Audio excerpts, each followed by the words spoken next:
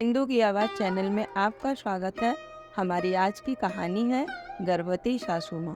हद हो गई, इस उम्र में यही कारनामा करना बाकी रह गया था। शर्म नाम की कोई चीज़ बची ही नहीं। अब मैं अपना चेहरा बाहर कैसे दिखाऊंगा? हमारी रिश्तेदार क्या कहेंगे? मेरे ऑफिस के दोस्त क्या सोचेंगे? एक पल में ही हमारी इज्जत का कचरा कर दिया। दिल में नफरत और चेहरे पर गुस्सा लिए आकाश जोर जोर से चिल्ला रहा था। चलिए आपको बताते हैं कि आखिर माजरा क्या है। आखिर ऐसा क्या हो गया था जो आकाश इतना भड़क रहा था। दरअसल सुमन जी और चंद्र प्रकाश जी, जो कि आकाश के माता पिता हैं, उनका एक और बच्चा इस दुनिया में आने वाला है। और इसी बात को सुनने के बाद से ही आकाश का गुस्सा सातवें आसमान पर है।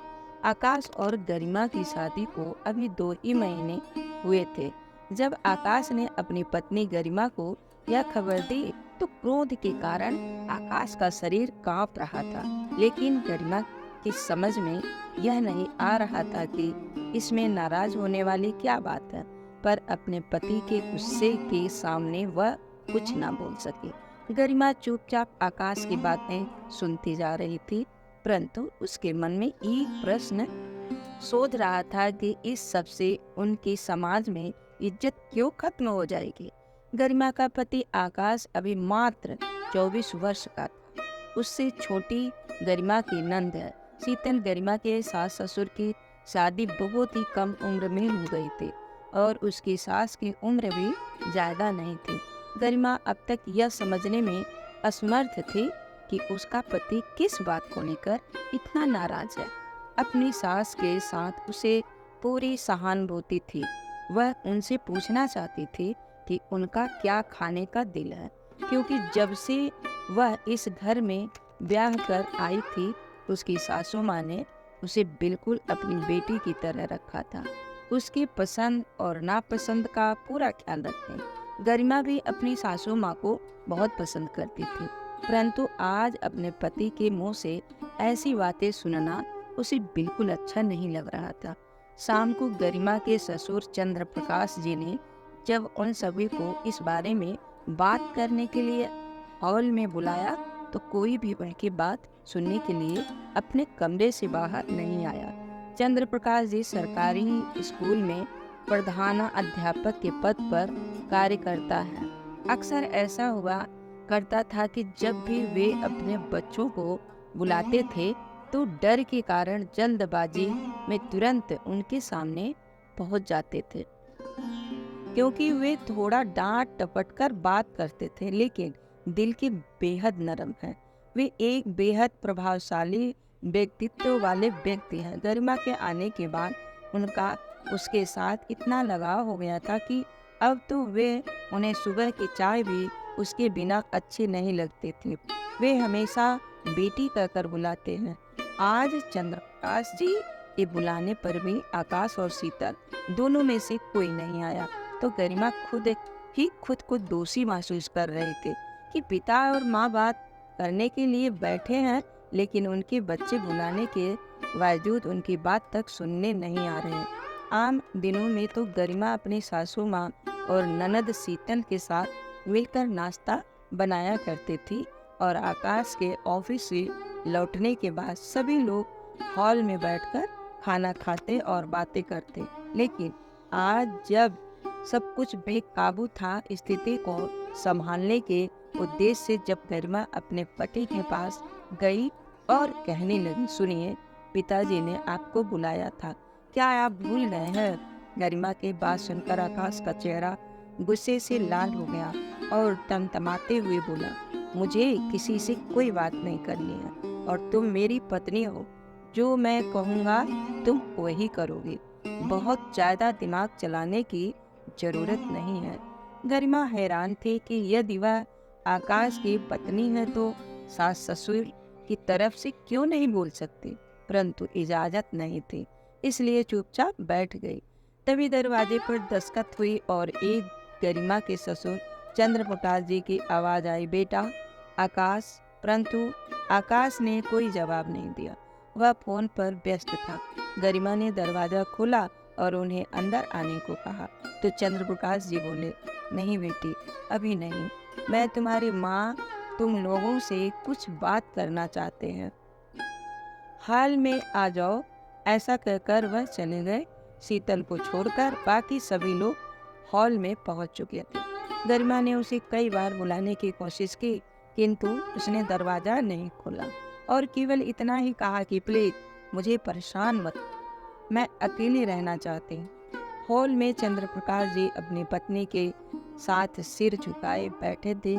सामने आकाश बैठा था और गरिमा उसके पास ही जाकर खड़ी हो गई। सासू माँ का चेहरा देखा तो उसे बहुत तकलीफ हुई। एक ही दिन में उनका सुंदर चेहरा मुरझा गया था। आंखों के नीचे काले घेरे पड़ गए थे। शायद बहुत रोई थी। आज वह पूरा दिन कमरे से बाहर निकली ही नहीं थी। उनकी हालत देखकर गरिमा को भी रोना आ गया था। तभी आकाश ने कठोर स्वर में कहा, क्या कहना था? आप कुछ जल्दी कहिए, मुझे काम है। आकाश ने कभी आज तक अपने पिताजी से इस लहजे में बात नहीं की थी। चंद्रप्रकाश जी ने खुद को संभालते हुए धीरे से कहा, तुम लोग तो सब कुछ जानते ही हो। आकाश गुस्से में बोला, जी हाँ, जानते तो हैं। अब तुम्हें इस बारे में क्या कहना है? हम आपको क्या कह सकते हैं? पिताजी, आपने कुछ कहने लायक छोड़ा ही कहाँ है? मुझे तो समझ ही नहीं आता कि अब हम लोगों के सामने किस मुंह से जाएंगे। आप लोगों ने तो हमें कहीं जाने लायक ही नहीं छोड़ा। अपने पति की बात सुनकर गरिमा कभी उसकी ओर देखती तो कभी अपने सास ससुर की ओर, और मानो उसे अपने कानों पर विश्वास ही नहीं हो रहा था कि तभी चंद्रप्रकाश जी बोले, क्या हमारे कारण तुम लोगों को बाहर निकलने में शर्म आ रही है? तभी आकाश ने ऊंचे स्वर में कहना शुरू कर दिया, और नहीं तो क्या, मेरे अपने मित्र हैं, शीतल की सहेलियां हैं, गरिमा के मायके वाले हैं, वे सब लोग क्या कहेंगे? सोचकर ही शर्म के कारण मेरा सर झुका जा रहा है। बेटे को इस तरह बात करते देखकर सुमन जी की आंखों से आंसू बहने लगे। गरिमा ने झट से उन्हें अपने गले लगा लिया और उसे बहुत तकलीफ हो रही थी, परंतु आकाश बोलता गया, यह सब कारनामा करने के बाद अब आप लोग हाल में हम सभी को बुलाकर सभा बिठा रहे हैं। लेकिन पिताजी, मैं केवल इतना कहना चाहता हूँ कि अब मेरा आप लोगों से कोई लेना देना नहीं है। अब मैं केवल अपने तरीके से जीऊंगा और आप अपने तरीके से। शीतल क्या करेगी वह खुद जाने।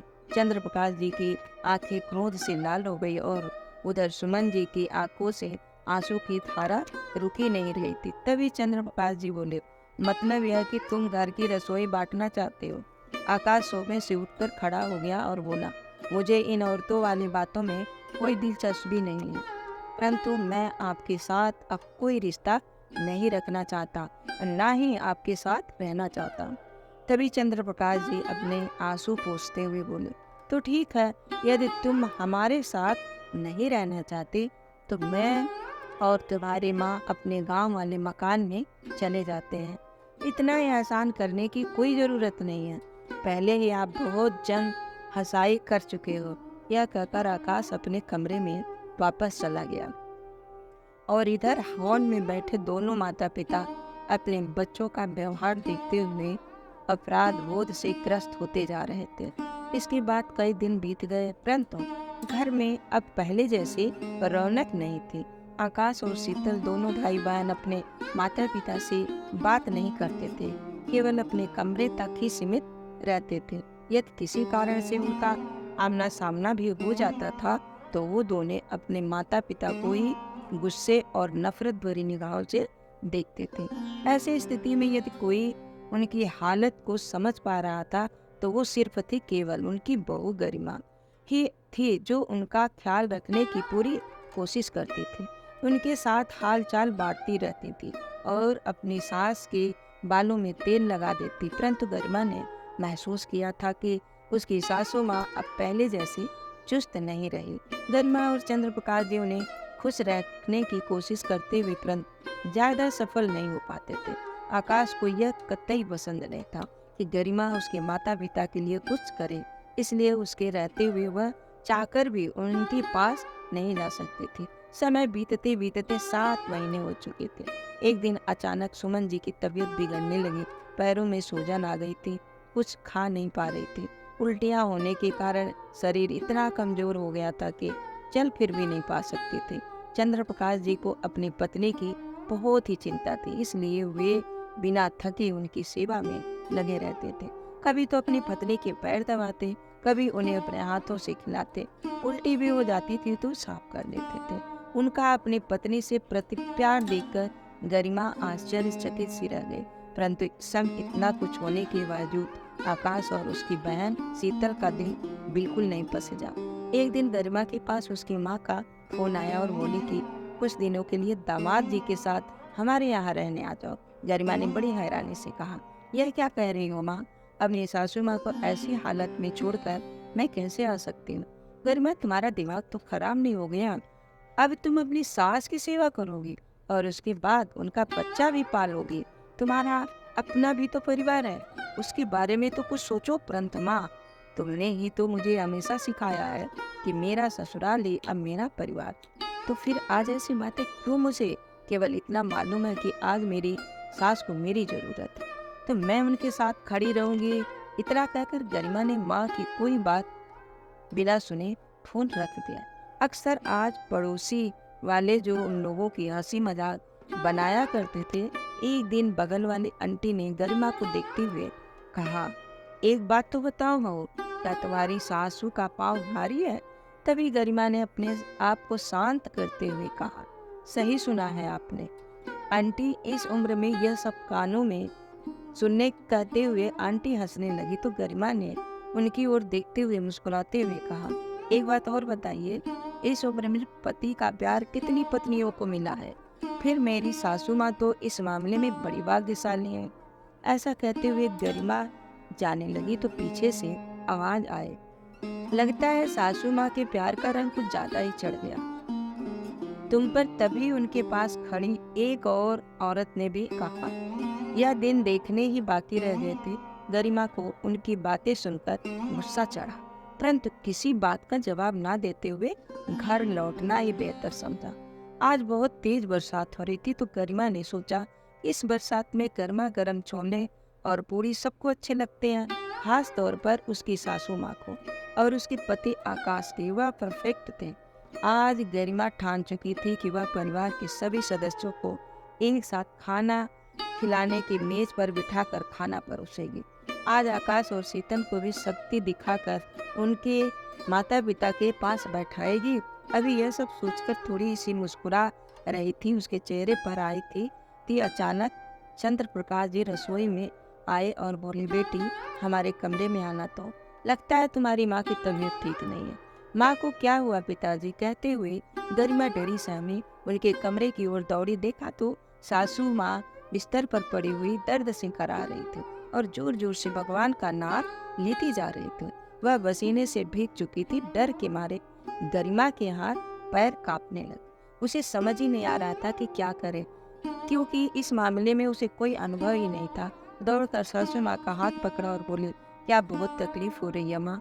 हम आपको कुछ नहीं होने देंगे, हम अभी आपको अस्पताल लेकर जाते हैं। आप बस भगवान को याद करो बेटा।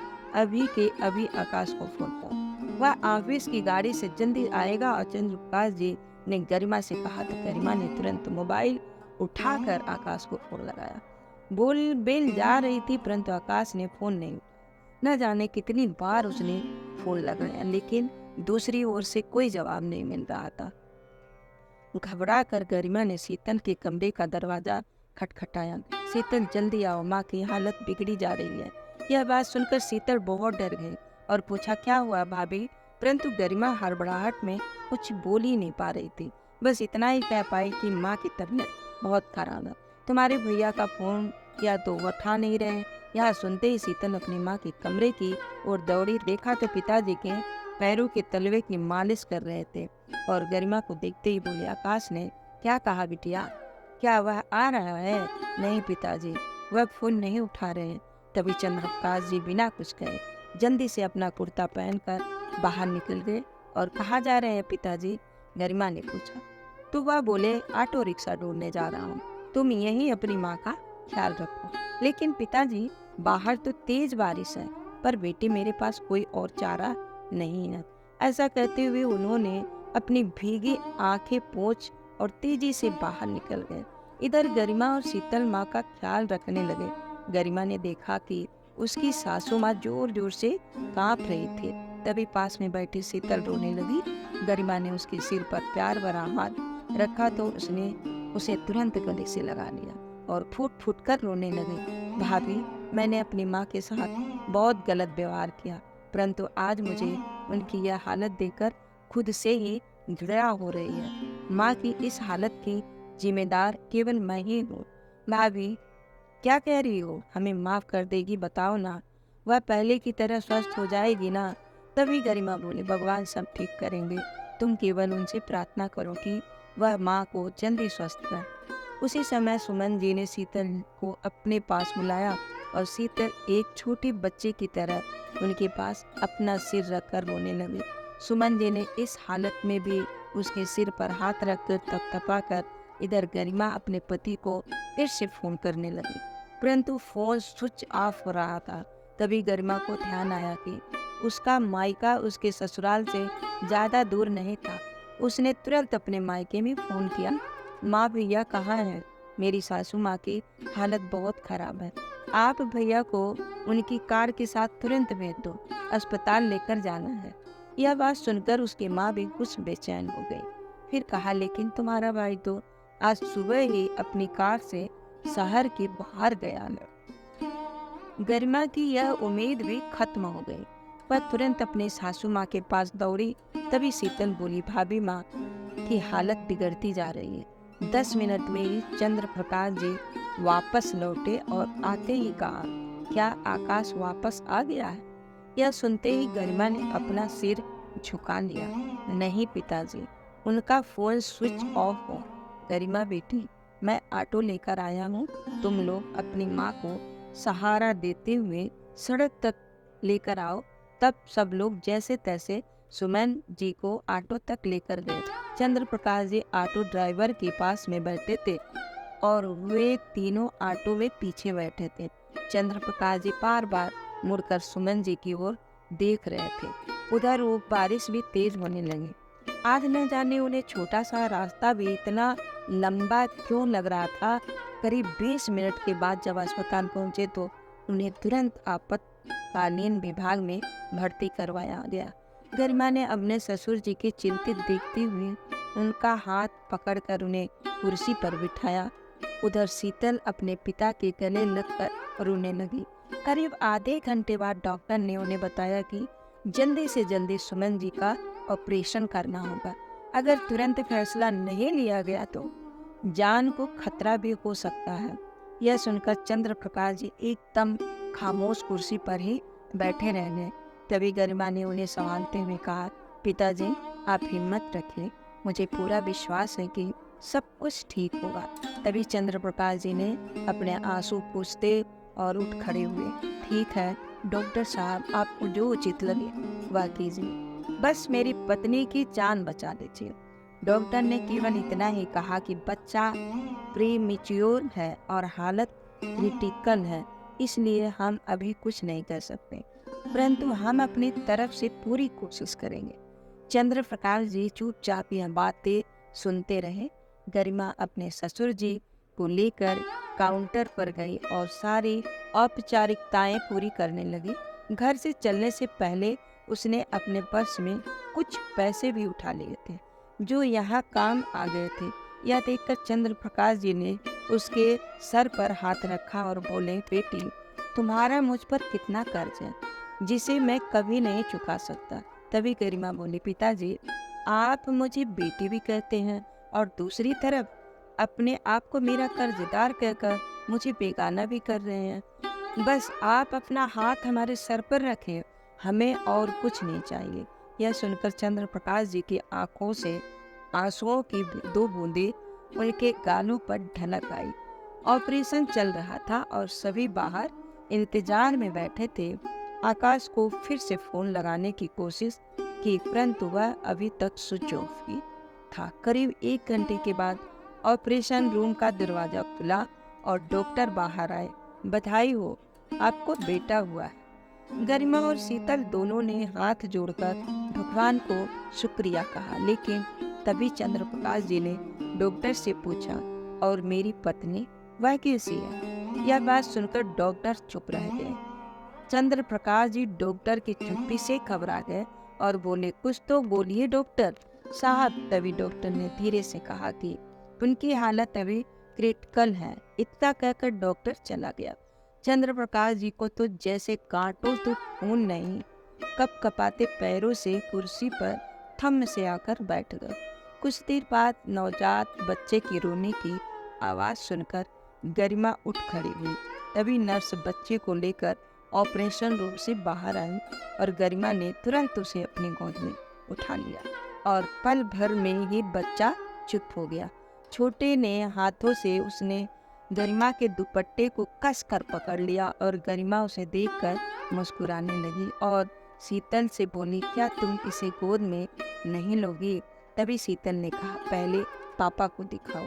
भाभी चंद्र प्रकाश जी अपनी बेटी को देखकर उठ खड़े हुए, उसे बड़े प्यार से देखा और फिर उसे गोद में लेकर जोर जोर से रोने लगे।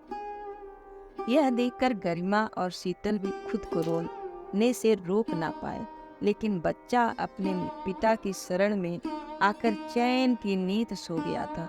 शाम के वक्त जब आकाश घर पर पहुंचा तो देखा घर पर कोई नहीं था। किसी को ना पाकर उसका दिल अनजाने से डर से कांप उठा। फोन को चार्जिंग पर लगाकर ऑन किया तो देखकर हैरान था कि गरिमा की 10 मिस कॉल थी। जैसे ही फोन लगाकर पूछने लगा, उसी समय उसके पिता चंद्र प्रकाश जी का फोन आया। आकाश, जो अभी तक अपने पिता से नाराजगी के कारण बात नहीं कर रहा था, परेशान और चिंतित होते हुए तुरंत बोला, हेलो पिताजी, कहाँ हैं आप? सब माँ तो ठीक है ना? बेटा, हम यहाँ अस्पताल में हैं, तुम्हारी माँ की हालत कुछ ठीक नहीं है। तुम एक काम करो, हमारी अलमारी से लॉकर में तुम्हारी माँ की सारी रिपोर्ट से रखी हैं, तुम उन रिपोर्ट्स को लेकर जल्दी से यहाँ पहुँचो। पिताजी, आप चिंता मत कीजिए, मैं तुरंत पहुँचता हूँ। आकाश ने जल्दीबाजी में माँ पिता की अलमारी खोलकर लॉकर का ताला खोला, लेकिन लॉकर में बहुत से कागज पड़े थे। उसे समझ ही नहीं आ रहा था। हड़बड़ाहट में माँ की रिपोर्ट्स ढूंढते ढूंढते सारे कागज न जाने बिस्तर पर कब गिर गए। तभी आकाश की नज़र एक कागज पर पड़ी, जो शायद उसकी माँ की डायरी का एक पन्ना था।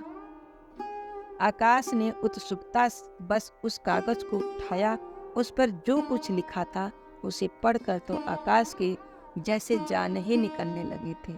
पन्ने पर लिखा था, कमला हमारे घर के सदस्य की तरह थी। ना जाने उसकी किस्मत में ही इतने दुख क्यों लिखे थे। माँ बाप तो उसके पहले से ही नहीं थे।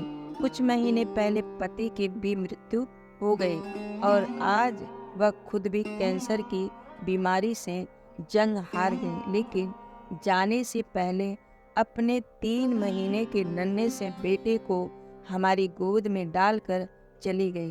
कैसे भूल सकती हूँ उसके वह आखिरी शब्द।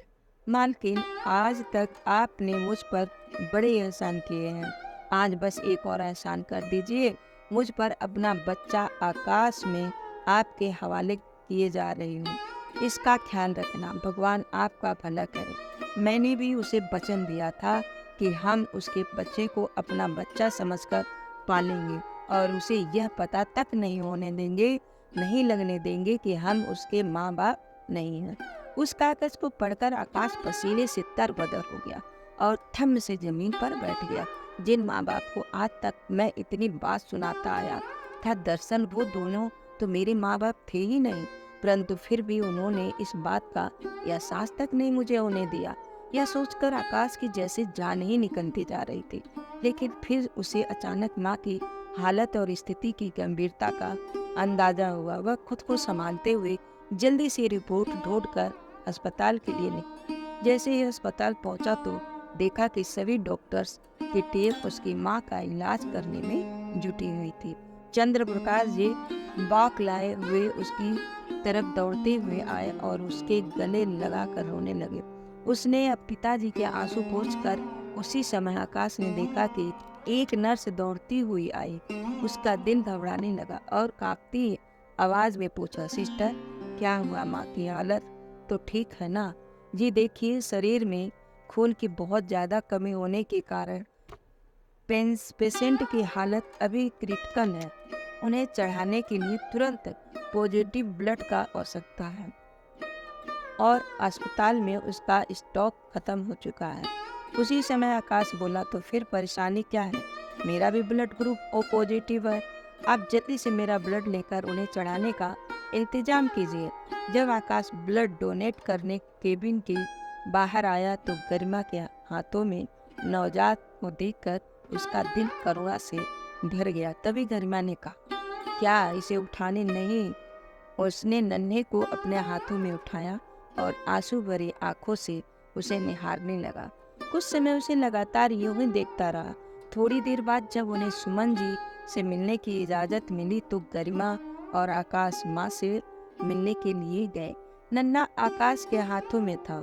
आकाश को देखते ही सुमन जी के चेहरे पर एक मुस्कान और तसल्ली के भाव उभर आए, लेकिन आकाश अपनी माँ को देखते ही फूट फूट कर रो पड़ा और आत्मग्लानि भरे स्वर में बोला, माँ मुझे माफ कर दीजिए। सुमन जी ने बड़े प्यार से कहा, बेकू लड़के रो मत, मैं तुम्हें हमेशा हंसते हुए देखना चाहती हूँ। फिर इशारे से आकाश और गरिमा को अपने पास बुलाया और उनके सिर पर हाथ रखकर आशीर्वाद दिया। फिर मुन्नी को चूमा और आकाश से बोली, मेरी वजह से तुमने अपना सम्मान खोया है ना? तुम्हारा गुस्सा मुझ पर है, लेकिन यह मासूम बच्चा तुम्हारा अपना ही है। इसकी कभी अपेक्षा मत करना। मैं इसे तुम्हारे पास छोड़े जा रही हूँ। इसका ध्यान रखना, लापरवाही मत करना, नहीं तो मुझे शांति नहीं मिलेगी। माँ की यह बात सुनकर आकाश का सीना कांप उठा। गरिमा, माँ ये क्या कह रही हैं आप? वह हमें छोड़कर कहाँ जाएंगे? माँ, इस बच्चे का मैं अपनी जान से भी ज़्यादा ख्याल रखूँगा। आप चिंता मत कीजिए। यह आपका नहीं, मेरा बेटा है, लेकिन आप हमें छोड़कर जाने की बात नहीं करेंगे। समझिए, आप इधर उधर बाहर कुर्सी पर बैठे चंद्र प्रकाश जी स्वयं को लाचार महसूस कर रहे थे और शीतल उन्हें सहारा दे रहे थे कि तभी आकाश पागलों की तरह दौड़ता हुआ बाहर की ओर भागा। चंद्र प्रकाश जी ने उसे पीछे से पुकारा, लेकिन उसने नहीं सुना। कुछ ही पलों में वह एक डॉक्टर के साथ लौटा। सभी उसके पीछे पीछे गए। डॉक्टर ने सुमन जी को चेक किया और एक गहरी सांस लेते हुए कहा कि सुमन जी अब इस दुनिया में नहीं रहे। आकाश अपनी माँ के पास फर्श पर घुटने पर बैठ गया। अपनी माँ के दोनों पैरों को हाथों में पकड़कर चूमने लगा और चिल्लाया, मुझे माफ कर दो माँ, मैं तुम्हारे फिर कभी दुख नहीं पहुँचाऊँगा। तुम इस तरह हमें छोड़कर मत जाओ माँ। दोस्तों, कितनी अजीब बात है ना, जब कोई हमसे बेइंतहा प्यार करता है तो हम उसको प्यार को समझ नहीं पाते, उसकी अपेक्षा नहीं कर पाते, लेकिन जब वही शख्स चला जाता है तब हम उसके प्यार की गहराई को समझ पाते हैं। अंत में सुमन जी मौत से जरूर हार गए, लेकिन उनका प्यार जो है जीत गया। तो दोस्तों, आपको ये कहानी कैसी लगी? लाइक और कमेंट करके ज़रूर बताइए और चैनल को सब्सक्राइब करना बिल्कुल ना भूलें। मिलते हैं एक नई कहानी के साथ। बहुत बहुत धन्यवाद।